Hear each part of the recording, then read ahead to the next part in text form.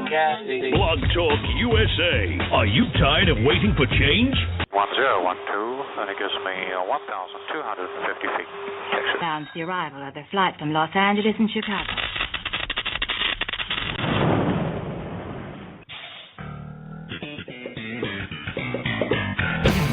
Explosion. Everybody, good morning. Welcome to this Tuesday, March 8th edition of TNZ Talk. I am Tony Trupiano. He is Z. Richard Zombeck, the incredible, the professor, the writer, the sage, the guide, the guy. Yeah. Good morning. Well, that was, boy, I thought we were professionals. that was. We are. Well, no. Well, yeah. Right down to the. Well, to the, no. Well, yeah.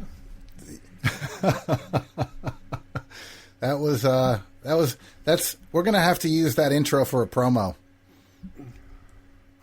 Yeah, there you go. Well, I let's be honest about it. I'll just tell people the truth. I was switching loads of laundry, and I got a little behind. So and then I'm watching my niece today, who is comfortably situated. She's 9 years old. She'll be fine. And here we go. We're back. We're on. We're live, and we're happy. Yeah, overjoyed. So what is on the schedule for this fine Tuesday morning? The obvious, I think. And what I mean by that is we had a debate on Sunday between Bernie Sanders and Hillary Clinton. We had a town hall meeting on Fox News yesterday. It wasn't between. It was, again, Bernie Sanders and Hillary Clinton. Today is a different kind of Super Tuesday for candidates on both sides of the aisle. And I have an interesting little tidbit that I thought I would share. I love tidbits.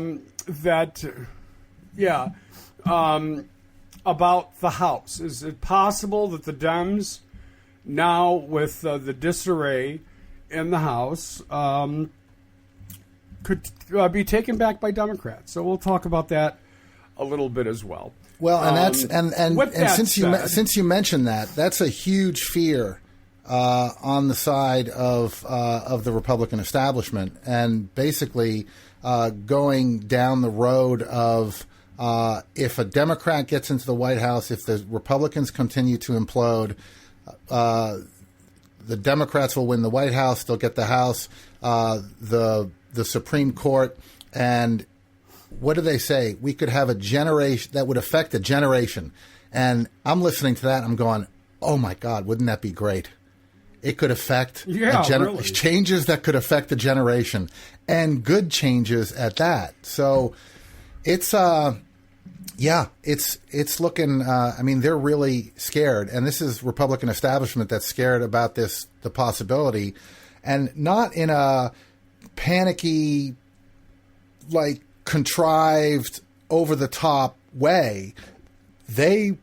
They're really afraid of this as it being a reality, and that's why I'm kind of happy about that. It's not their usual panicky rhetoric of the world's going to hell in a handbasket and it's going to be a communist state and everything like that. I mean, genuinely concerned. I want to get some audio actually for tomorrow's show from the circus on Showtime. That's really interesting that I think we should listen to, and that our listeners would be interested in as well. So I'll try to grab that for tomorrow. All right, that sounds great. Well, we'll come back to this topic, but certainly we give the Republicans a lot of time on TNZTalk.com. So I thought it might be appropriate if we spent a little time, well, more than a little time, talking Democrats. And the dialogue is still, there's no way Bernie can win the nomination. The question is, will he be able to pull off an upset in Michigan today? Now, I'm going to go out and vote after the show today. And who I'm going to vote for is my business. Now, you know what? Let me stop and let the audience know that tonight at 10 p.m., that's 10 p.m. Eastern Time, and for those that are listening on the podcast. It is Tuesday, March 8th. I will be a guest on Ed Schultz's television show but via satellite from Detroit. Very much looking forward to that. Is there any way to find that online? Do you know? Yeah, I posted a link to how you can watch it at TNZ Talk on Facebook. Terrific. And on my own page. And anyway, that's going to be the best way to do it. You can also watch online because it's not on every cable system. But it's out there. It's out there. So yeah, I did put that. I did put that on our Facebook page. And he's on RT America now, right? Yes, he is. Yeah. Yeah. Interesting. Yep. And I'm I'm looking forward to that. Ed's an old friend. I used to be a regular guest host for his radio show when he was nationally syndicated, and it's a good thing. It's a very good thing. He's a good man, and he and I have always gotten along well, and I was happy that he reached out to me yesterday and asked me to join him this evening to break down the Michigan primary. So I will be doing that. Excellent. Yes, it is excellent. With that said, we've got a lot of audio from Sunday and Monday. So, Z, I'm going to just let you spin the wheel of fun, and wherever we end up, that's where I'll jump into. All right. Well, I've got the CNN debates in 90 seconds, which is actually about 60 seconds. So let's start with that. Very, very good. The Democratic candidates for President of the United States. I had the opportunity to meet with a number of residents of Flint. What I heard and what I saw literally shattered me. The governor should resign or be recalled. President Sanders would fire anybody who knew about what was happening and did not act appropriately. Do you think people should go to jail? People should be held accountable wherever that leads. If you are talking about the Wall Street bailout, where some of your friends destroyed this economy, you know... Excuse me, I'm talking. Let him run. If you're going to talk, tell the whole story, Senator Let Sanders. me tell my story, you tell yours. I will. What you are essentially saying, what people are saying, is that if somebody who is crazy or a criminal or a horrible person goes around shooting people, the manufacturer of that gun should be held. There it is, Tony. All right. Well, you know, Bernie took some crap for being a little hard on Hillary. Now, I had no problem with it. But some in the media did, and actually some in the audience did. But at the end of the day, I don't think it matters, in my opinion. Of course, it's my opinion. I said it. You know, I thought as a debate, it was great to have adults on the stage for once. Yeah, and to be honest, she did interrupt him. So I think the problem that comes up with we're still a very sexist society, and because he raised his voice. Look, here's the thing: if she raises her voice, she's called shrill and an angry woman. And if he raises his voice, he's demeaning her as a woman.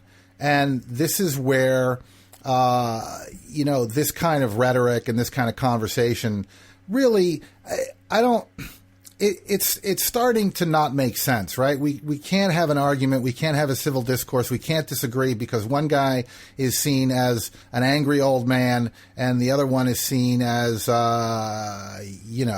fill in your title here. Right. Well, someone said to me yesterday when we were talking about I was talking to somebody on the phone about Hillary interrupting him. Well, he interrupted her too, and indeed he did. So, but you know what? Who cares? Well, that's the way again, debates I'm going to go. back to what I just said. Who cares? Yeah, that's discussions. I mean, look, you and I are interrupting each other right now. Does that make me, what are we doing? What are we doing? Interrupting. What are we doing? Did you say something? Hello? No, did you? Hello? Yes, yeah, there's that professionalism at work. Yeah. Yeah, whatever. I thought it was a pretty stellar performance by both of them. And last night's town hall, which, by the way, is now being, you ready for this? It is now being promoted as a thawing between Fox News and the Democratic Party. Now, I don't know how one town hall does that, but whatever. Being touted as what?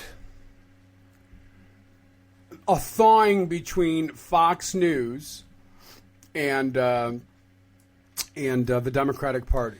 Yeah, well, I mean, that's always, so what? I mean, here's the thing. First of all, Fox News' ratings are down. I can completely understand why Hillary has stayed away from Fox News for pretty much the last 8 years, and why most Democrats have. Bernie Sanders has been consistent in that he'll go on Fox News, he'll go on Bill O'Reilly, he'll go on Hannity, he'll take the hits, he'll defend his stance. And the obvious thing is that particularly with this town hall, people who normally wouldn't have seen Bernie Sanders and Hillary Clinton and their views did. And Bret Baier, I thought, was moderately fair. He asked some odd questions that you would expect from conservatives, but he and like Shep Smith, who I happen to really like, both can be very, very fair and logical, and let's use the word balance just to throw that in there because they like it. And I was actually kind of surprised at that town hall meeting, the reaction of people in the crowd. It didn't seem like it was a Fox News propaganda. We're going to, show you what a radical socialist this guy is event. I thought it actually gave them both. It gave them both a chance to talk to an audience that they normally wouldn't have. I am now done. Well, actually, that's not true. I hate to interrupt you again. The town hall took place in Detroit. The audience was left-leaning. In fact, one of the pieces of audio we have is Frank Luntz, the linguist special, political linguist special, especially for the right, breaking down the aftermath of the town hall, and we'll get to that in a little while. But the audience was clearly a left-leaning audience. Yeah, I mean the live audience, sure, but what about? Oh, that's what I thought you were talking about. Well, you meant the television audience. Yeah, the television audience. Well, it brought me, but I'm watching all of the debates for pretty much. Yeah, but what? Look, I know elderly. Well, I'm not. I know older people in their 60s and 70s and even their 80s who watch Fox News and who will watch nothing else but Fox News for their news.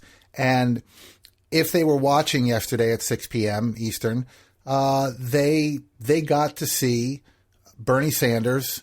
They got to see Bernie Sanders, and they got to see Bernie Sanders talking about his views, and they got to see an audience cheering for him. Which, if you're just a Fox News viewer and used to watching Donald Trump and Ted Cruz, that is going to come. Look, if we consider that you're basically showing this to people during dinner time who are probably at a level of ignorance that most of our listeners couldn't even come close to understanding, they're watching Bret Baier on Fox News interview these two socialists that want to bring our country into a realm of communism like we've never seen before, being asked fair questions, answering in an intelligent way, and being cheered by an audience. Most of them probably don't even know that it was in Detroit, that it was a left-leaning audience, and that Bret Baier was being fair. So I think it was especially the last one, Z. I think it was an excellent opportunity for both Bernie Sanders and Hillary to reach out to an audience that they otherwise never would have been able to speak with or hear.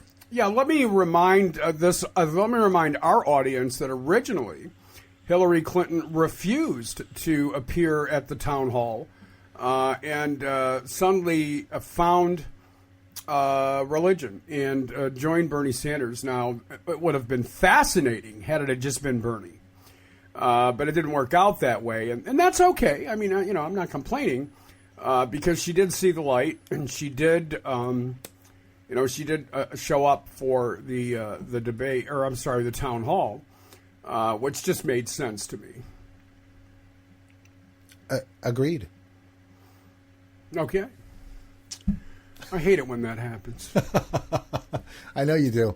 Actually, I've got a piece that I want to play because this kind of goes to my point. Okay. Okay. So this is Bernie Sanders responding to a question from Brett Baer on healthcare and the economy. You have a big tax increase planned, but you also plan to spend some $18 trillion on programs. So how do you prevent a debt crisis? Okay. Number one, of that $18 trillion, much of it is being spent to have the United States join the rest of the industrialized world in guaranteeing health care to all people. And what that means is that, in fact, the average middle-class family, see, what that 18 trillion supposedly does not include is the fact that that middle-class family in the middle of the economy would save about $5,000 a year on their health care costs. That's part of our Medicare for All program. I happen to believe, and I know not everybody agrees with me, I believe that health care is a right of all people. I believe that there is something wrong when we are spending... Where did that right come from in your mind? Being a human being. Being a human being. That last part is phenomenal. Just being a human being. Yeah, where does that right come from? Being a human being. That's the response I've want. Instead of this, we have many people in this country who, and in other countries there are, and we believe that. No, where do you think that right comes from? Because you're a human being. End of story. Absolutely beautiful. Yeah, imagine that. Well, and I'm listening to that, right? I'm watching that, and I hear that response, and in my head, I'm going, there are people right now on Fox News watching this. Some of them are going, well, he's out of his mind, but there are a very large majority who are elderly, who are on Medicare, who rely on government subsidies, whether or not they admit it, who hear that, and maybe I'm giving people too much credit, but they're going, yeah, you know what? He's absolutely right. That it is a human right. We deserve to have health care. We should have health care for everyone in this country, and nobody should be, Donald Trump said it, right? We're not going to have people dying in the street. Now, his way of saying it, and Bernie Sanders, and Bernie kind of says it in a really kind of just, that's just the way it is, right? It's very... there's no nonchalant, matter of fact. Yeah, exactly. Let me also make a point in what Bernie said, because I think this is critical. Politicians rarely do this. He said, "I know some people don't agree with me." Now that's a small thing, not a big deal. Well, it is a big deal, but most people. Most politicians, in fact, I would suggest 99.999% would have never uttered those words. Yeah. And maybe I'm making much ado about nothing, but I appreciated the fact that he recognizes up front that not everyone is going to agree with him. And that's an important distinction. I also kind of took it as kind of underhanded, right? Like, I know a lot of people aren't going to agree with me because they're morons, and then goes on to, because really a lot of the times if you, for example, if he says something like that, he says, what makes you think that it's a right, or what gives people that right? And he says being human, and the other person says, "Oh, come on." Bernie, generally, when he gets a response like that, he has this look of incredulity on his face, like, what kind of person are you? I mean, he's kind of like, I'm like that sometimes when someone says, why shouldn't we get rid of food stamps? I mean, those people should go to work. And we're talking about, 60 to 70% of the people on food stamp being children and elderly. And someone says something like that. And that's when I get, you laugh all the time when I get twisted up and I can't get the words out. And that's, I do enjoy it. Yeah. And I know you do. And that's what happens to me is I'm like, because I don't know what to say to that. They should go to work, really? So elderly and children should, yeah. And I get, flabbergasted. And Sanders has that look sometimes where he's completely just taken aback by the response that he gets. And I like that about him. Absolutely. I've got another request. During the debate on Sunday in Flint, Bernie Sanders talked about his policy. Hillary Clinton has been suggesting that although she and Bernie agree on a lot of things, that his policy suggestions are more fantasy. And he had a chance to respond to that. And I thought his answer was really quite profound. If we can play that, I'd appreciate it. Yeah. Talk about focusing on the middle class. Certainly you're talking about it. Hillary Clinton is talking about it. But she also said something about your approach to that she doesn't think adds up this week. Take a listen. Anyone running for president owes it to you to come up with real ideas. Not an ideology, not an old set of talking points, but a credible strategy designed for the world we live in now. She's basically saying you're living in fantasy land, Senator. Yeah, I guess I believe that the United States should join every other industrialized country on earth in guaranteeing health care to all people. Is that fantasy? If Canada could do it, the UK could do it, France can do it. You know what? I don't think it's fantasy to say that we can do it in the United States. Is it fantasy to say that our young people should be able to go to college? There it is, Tony. Yeah, and that makes a great deal of sense. And let me correct myself. That was an interview on CNN with Dana Bosch, who I spent a day with about 4 years ago. I voted in the Republican primary in the last election cycle in 2012, and promoted on my radio show that others should go out and vote for Rick Santorum to beat Mitt Romney. And although we weren't successful, we were able to get the vote out, and Rick Santorum did 14 points better than the polls had suggested, and I take some credit for that. Well, that's fantastic, you sneaky little bastard. Well, it is who I am.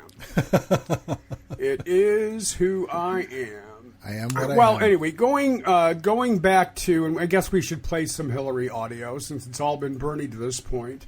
Hillary Clinton talked about religion.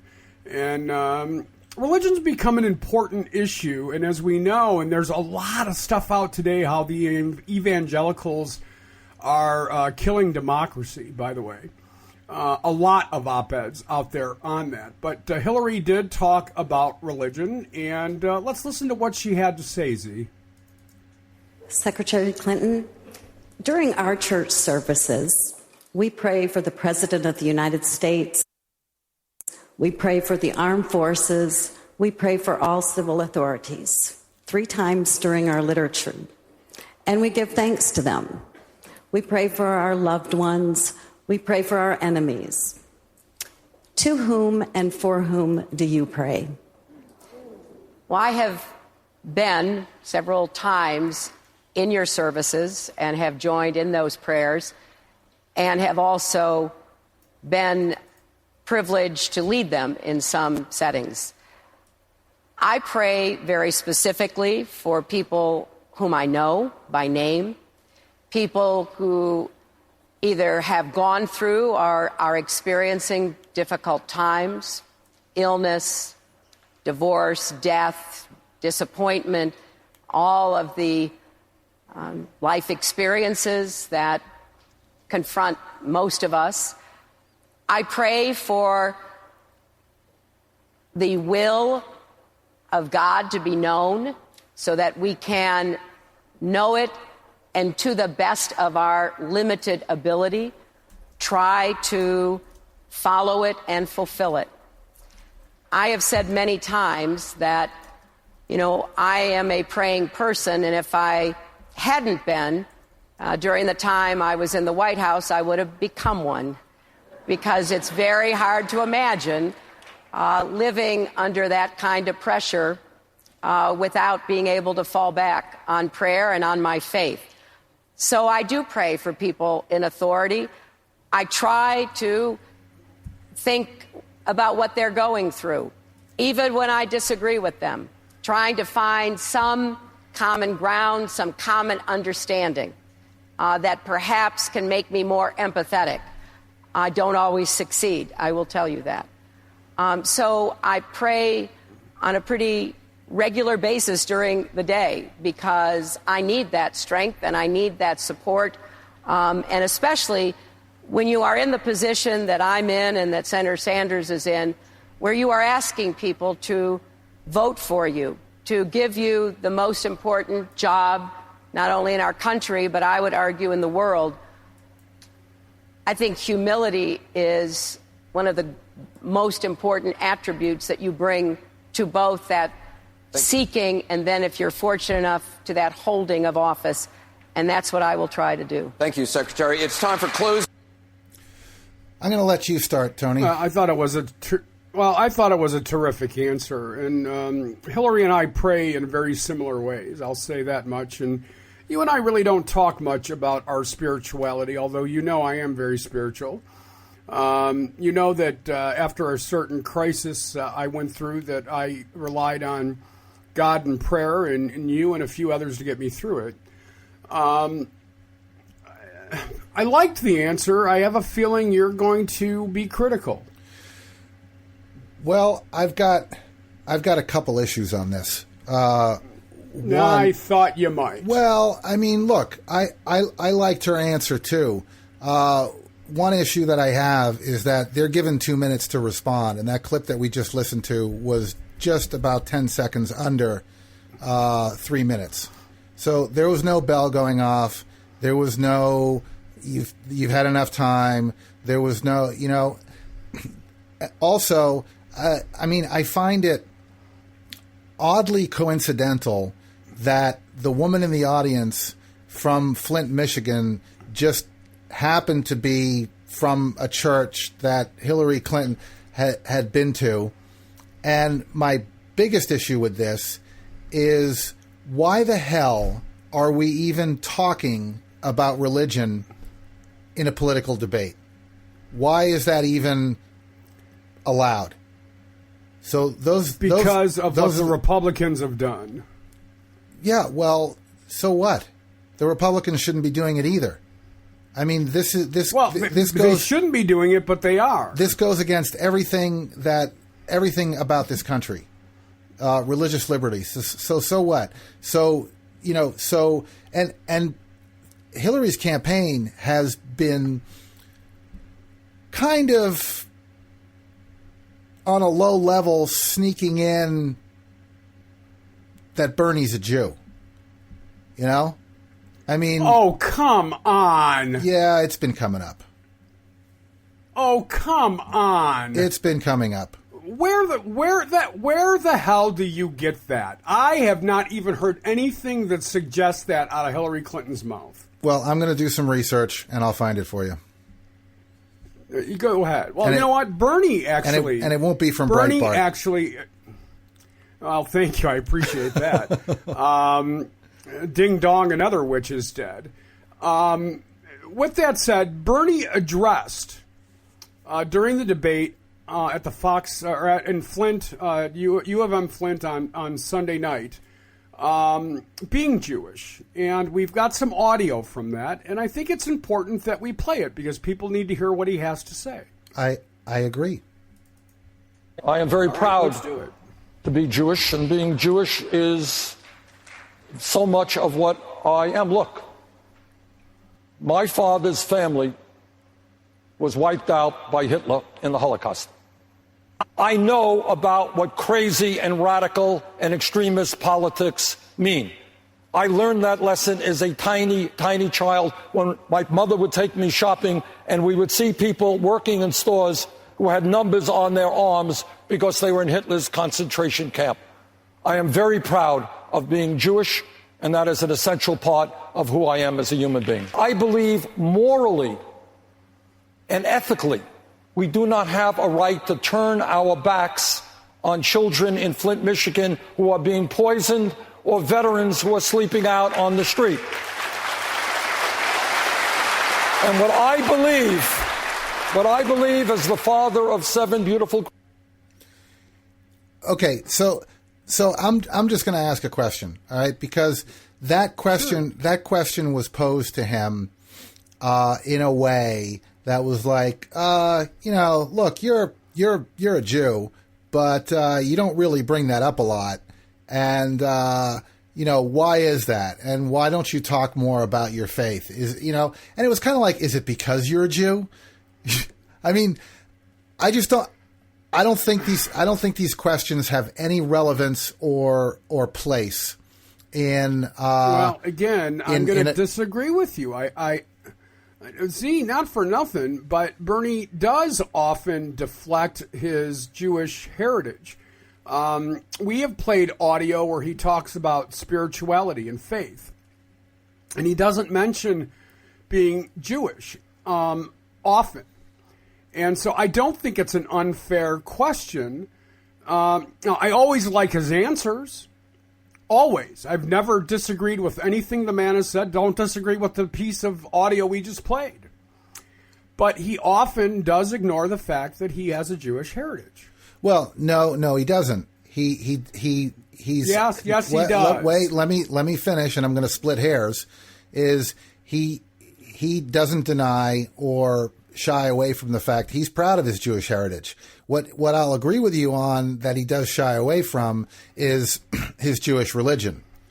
Okay, and those are two very different things. Well, you know what? That's not splitting hairs. That's not splitting hairs. You're right. Those are two very different things.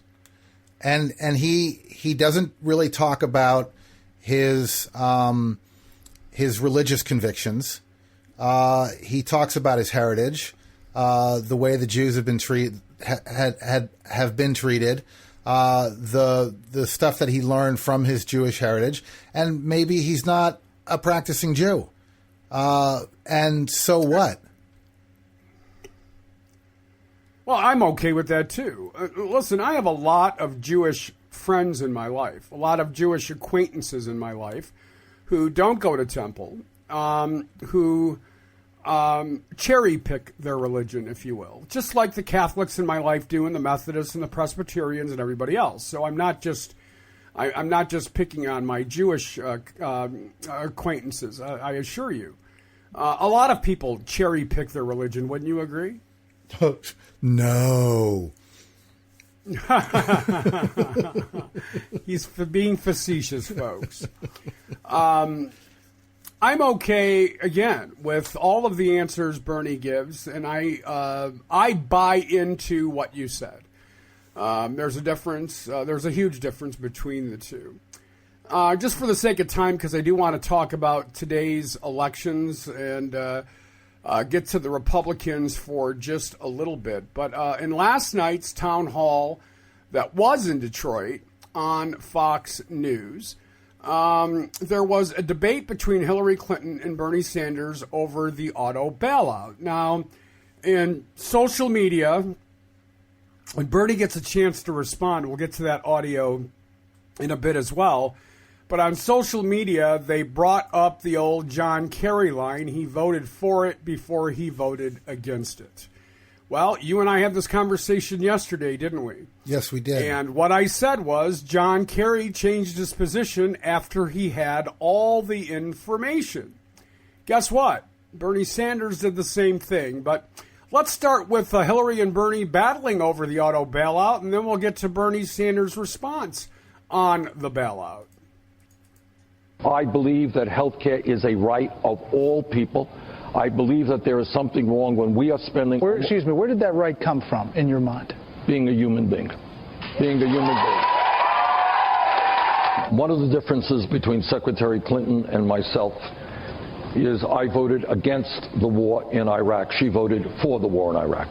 And I think that's the wrong piece of audio. In many ways, a lot of the turmoil and the instability that we're seeing right now resulted from that disastrous decision. So your contention now is the 2,101 emails contained information that should be classified at any time. They should be now or then. You're just saying it shouldn't have been classified. Well, what I'm saying is it wasn't at the time. Now, let's take Mary Smith, who has some information in the government, and she is FOIA, Freedom of Information Act. Give us your information, your memos. Okay, so apparently that was... All right, folks. That was the wrong audio. What we want is Hillary and Bernie battle over auto bailout. Yeah, I'm not seeing that one. Hillary and Bernie battle over... It's right after...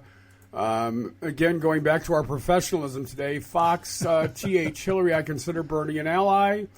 And then under it is Hillary and Bernie love the 90s. So between those two is the one that we want.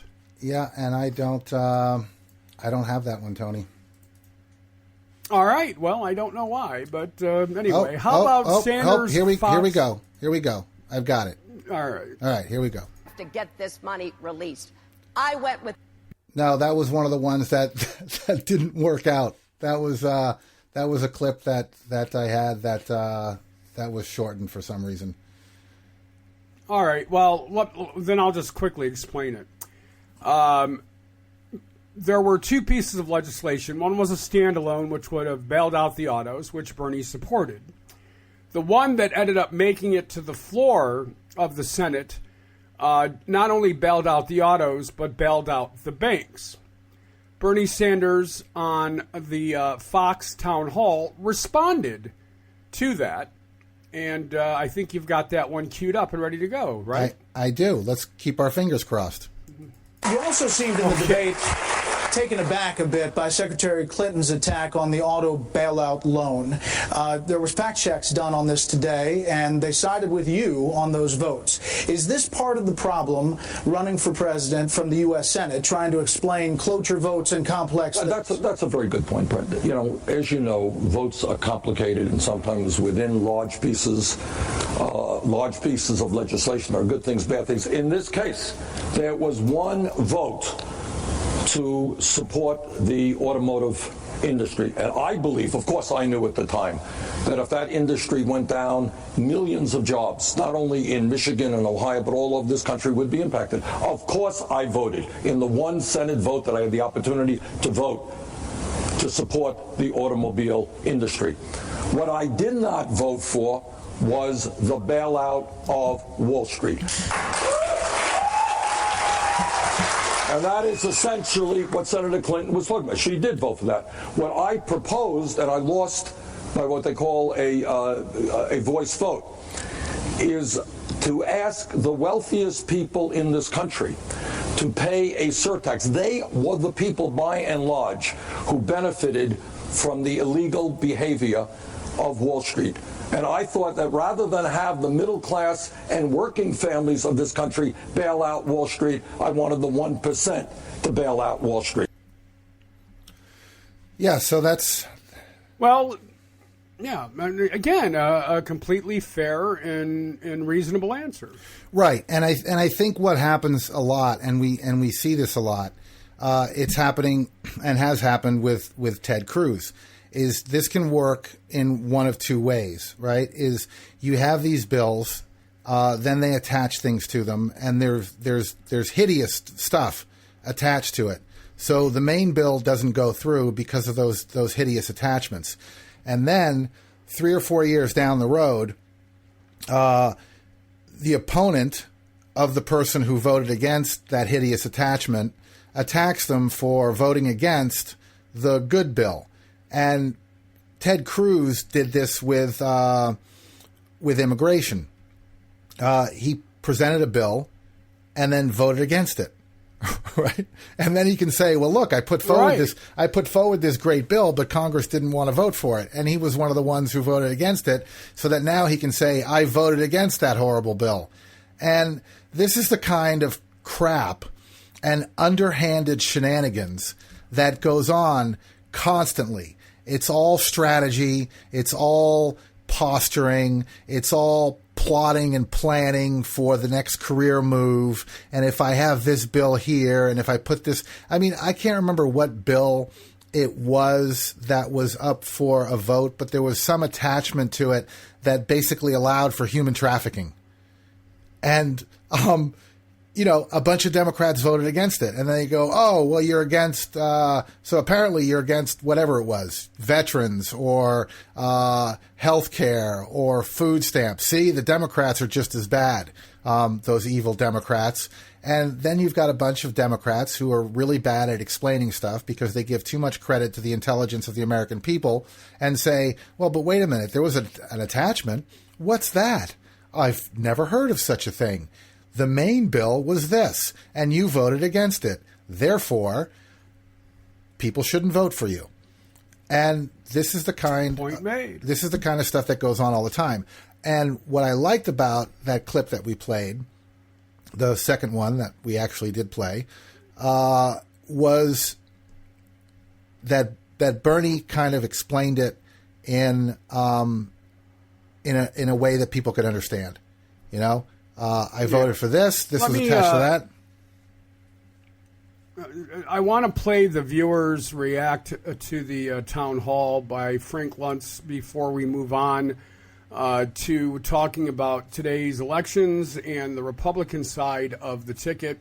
But before we do that, Z, I think it's important that we tip our hat. Today is International Women's Day. I was a big part of the festivities last year. Will not be this year, but wanted to make sure we mentioned it.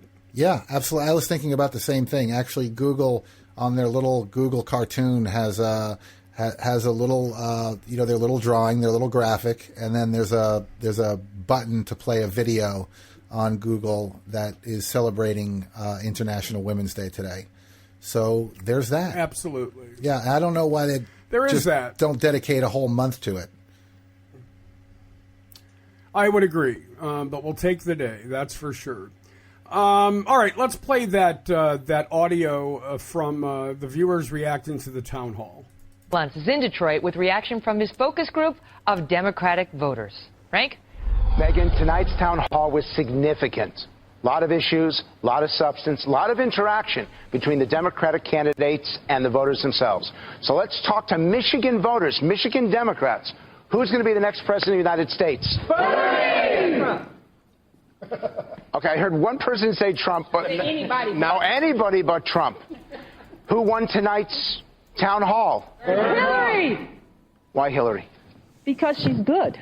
I mean, she came out with the issues, she answered the questions, and what else could we expect? Hillary was Hillary. I like what Hillary talked about with compromise, about working with the Republicans. This is a government that has to work with two parties. Half this country are not Democrats, and she had a great answer on compromise.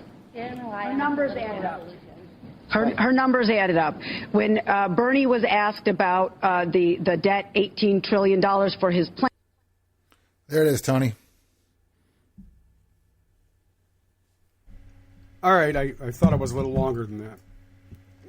But you edited it, obviously. That's all right.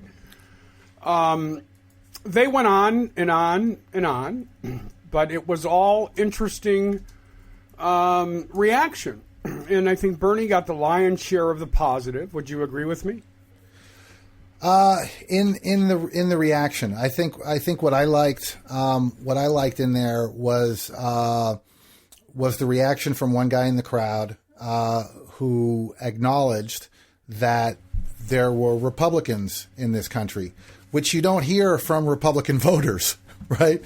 What you hear from the Republicans is it's my way or the highway, and screw those liberal, commie pinko homos. That's what we get from the other. And it was refreshing to hear a Democratic voter say, hey, I understand that, there are other people here, and it's important to work with them so that we all get something that we want, and we all get a country that we can be proud of. Whereas you don't hear that. And I'm not even talking just Donald Trump supporters. I'm talking at large. You don't hear people say, well, yeah, we should compromise and the Democrats have some good ideas.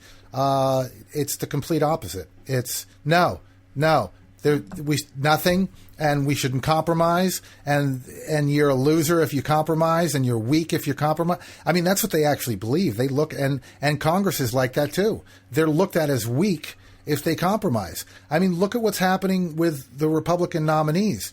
They rail on and on and on and on about how Trump can't be president. And when they're asked if they'll support him, they go, well, yeah, I'll support him if he's our candidate. And, because they took a pledge. All right. Well, one of the big stories that are breaking today, and the Rubio campaign is really trying very hard to get on media, which have pretty much blocked the Rubio campaign, to fight it, is that he's considering dropping out of the race. And his campaign is saying it's 100% not true. Now, as you are aware, Trump, depending on what poll you're looking at, is anywhere between 8 and 20 points up on Rubio in Florida. But before we go there, Michigan, Hawaii, I believe Missouri, or Mississippi, I'm not sure which one today, with Michigan being the big prize. Donald Trump is leading in the polls by a lion's share, although John Kasich has seen a huge bump in the last week, which is shocking. Bernie Sanders is all about GOTV. He really believes that if he gets the young vote out, he will win Michigan. What happens if Bernie Sanders loses Michigan by a significant margin today? Does it marginalize him? Is this now about agenda and no longer about nomination? I think it hurts him. I don't think he gets out, but I think he's not looked at as viable anymore. I mean, Michigan, in my understanding, correct me if I'm wrong, is a big working class state, and if he if he doesn't take Michigan, or at least give a very good showing, I think his days are numbered. All right. Now, on the Republican side, according to the diagnostic information that I got this morning watching the different morning shows, is that Donald Trump needs to garner 52% of the delegates that are left between now and the end of the primary season. I think that's very doable. I think that's actually more than very doable. I think Donald Trump will do well in the Rust Belt. I think he'll do well on the West Coast. Your thoughts? Again, I agree with you. I mean, just going back to it's working class community. Donald Trump's favorite people of not highly educated, working class, angry. Michigan's taken a hit, and people are angry and they're frightened. And I think Donald Trump appeals to the Republican voters anywhere. I mean, I'm still in shock at how well he did in Massachusetts. So who am I to say? But I think he takes Michigan. Cruz is just too. I think Cruz is even worse than Trump. I mean, why anyone would want Cruz? You're not alone. I mean, he's a scary, scary individual. Well, I'll go back to something I said to you on Monday, which is when I'm talking to adults and Ted Cruz comes up and educated adults are calling him creepy. That's really not a word you hear educated adults use that often. Creepy is not a good word. And listen, I don't think I'm being overly dramatic there. Well, but he's a creepy individual. It's just not a good word. No, it's not a good word. Yeah, he is a creepy. But he's. I mean, the pictures of his wife kind of grimacing when she's giving him a kiss, and the picture of his daughter basically recoiling in horror when he goes to kiss her. Granted, you can take a picture and get it just at the right time and make it look like anything, but there's a visceral response to Ted Cruz's face that actually neurologists have explained as to why Ted Cruz's face gives people that reaction, and it's not a good reaction. It's just and the thing is, and Chris Matthews says this too. He reminds me of McCarthy. He's got this weaselly little face and weaselly little tone in his voice, and he says he makes these accusations that are unprovable, unsubstantiated, yet plant a seed in people's minds that basically you're guilty and it's up to you to prove that you're not. And he's doing this with Trump, with the New York Times board. And what he dropped recently was, I have it on good authority from a reliable news source that they are holding on to a bombshell. Now, here's the thing. Journalists don't hold on to bombshells and wait for the perfect time because they want to be the first.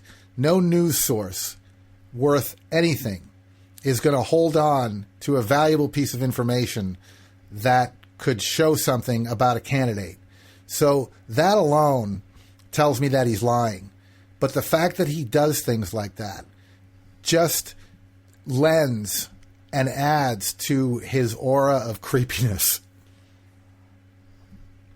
Well, he is creepy, no question about it. And, I honestly believe that as we work our way through the day-to-day, as we get to the end of the day and see what the results are, with the millions upon millions of dollars that are being spent by all corners of the Republican universe against Donald Trump, it's not going to matter one little bit. Yeah, I got nothing.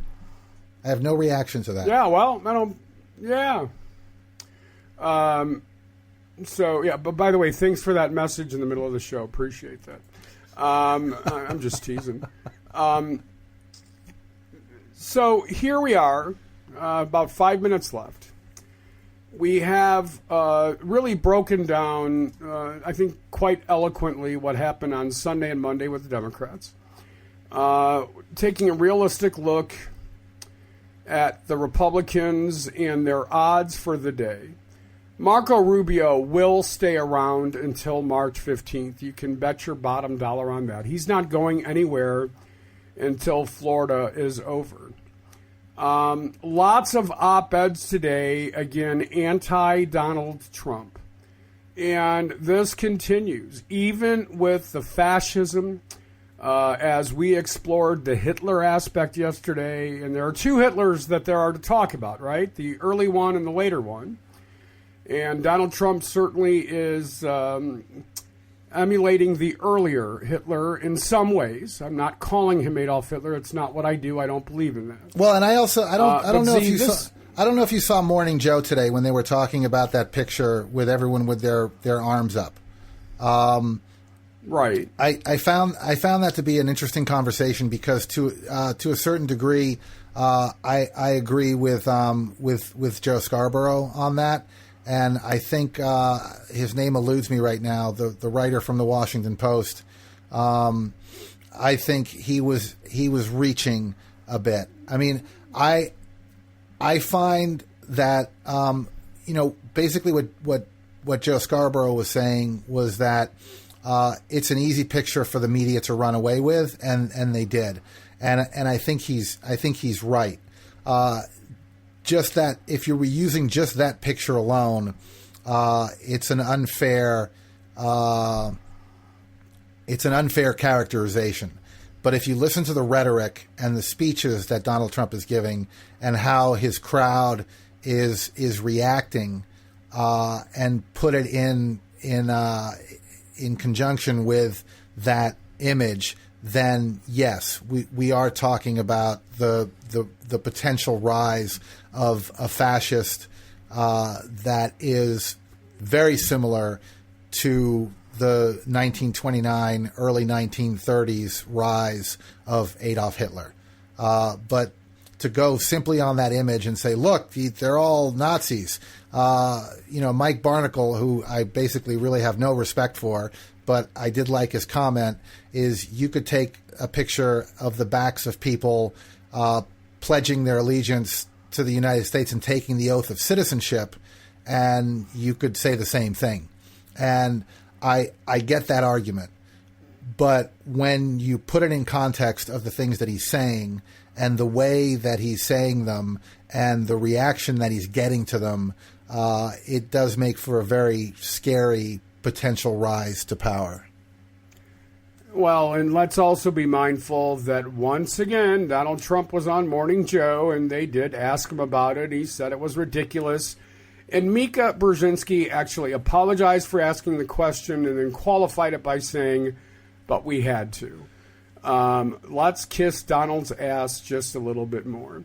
Before we wrap things up today, I want to remind people tonight at 10 p.m. Eastern Standard Time, I will be a guest on Ed Schultz's television show, and you can get more information on how to watch that at TNZ Talk on Facebook or on my Facebook page, Tony Trupiano, but go to TNZ Talk on Facebook and get that info. I'll be breaking down the results of the Michigan primary, both on the Democratic and Republican side of the aisle. And that gives us back to my radio partner, Richard Zombeck, who will tell you how to get all the great information on TNZ Talk. All the information you wanted and were afraid to ask, and maybe even information you didn't want. TNZTalk.com, Facebook, Twitter, Tumblr, all of our bios, and our support page. Go to the support page, go to TNZTalk.com, click on support, and find out how you can support the show. And, that's it, Tony, TNZTalk.com. All right, and for the dozens upon dozens of Bernie Sanders supporters that sent me private messages yesterday, you could have at least mixed it up and done different messages instead of sending the same message dozens of times. It lost its luster for me after about 40. Actually, it lost its luster for me about after 5.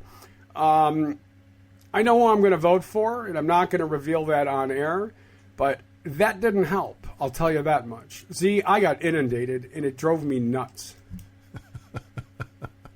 That's why I have Call Blocker Gold for Android, Tony. Oh, God. Tony, you and I have a friend in common. Just want to remind you that tomorrow is Election Day in Michigan, and I'm supporting Bernie Sanders, and this is why you should too. Every single freaking message said the same thing, and then it would tag 100 people. Oh. And, of course, I was one of those. I know. And then people actually responded to it, so then you get the response. So I had to go turn off notifications to each and every one. And you know what? Bernie people, I love that you love them, but you didn't do yourself any favors with me yesterday. Anyway, with that said, we'll be back with all of the results from today tomorrow, and stay tuned for that. In the meantime, have a great day. I want to thank all of our friends at Blog Talk USA, Ron and Rihanna and Michael and everybody else who makes this network work. Z, we'll talk tomorrow, and as always, I ask that you be well. Oh yeah, can you feel it? Just over the credits, just riffing now. Words and chords. Not the poetry and the real thing, but not bad for an ad-lib. good, but